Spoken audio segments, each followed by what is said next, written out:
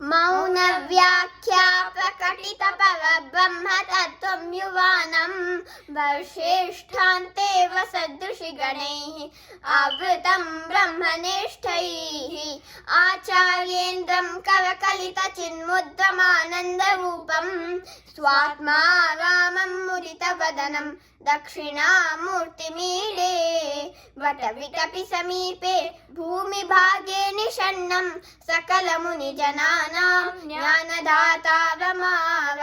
त्रिभुवनगुरुमीशं दक्षिणामूर्तिदेवं जननमरणदुःखच्छेददक्षं नमामि चित्तं वटटवोन्मूले वृद्धा शिष्या गुरुर्युवा गुरोस्तु मौनं व्याख्यानं शिष्यास्तु छिन्न संशयाः निधये सर्वविद्यानां भिषजे भवरोगिणां गुरवे सर्वलोकानां दक्षिणामूर्तये नमः।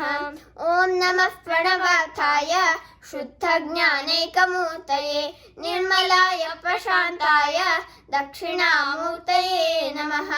चिद्घनाय महेशाय मठमूलनिवासिने सच्चिदानन्दरूपाय दक्षिणामूर्तये नमः। ईश्वरो गुरुरात्मेति मूर्तिभेदविभागिने व्योमवद्व्याप्तदेहाय दक्षिणामूर्तये नमः।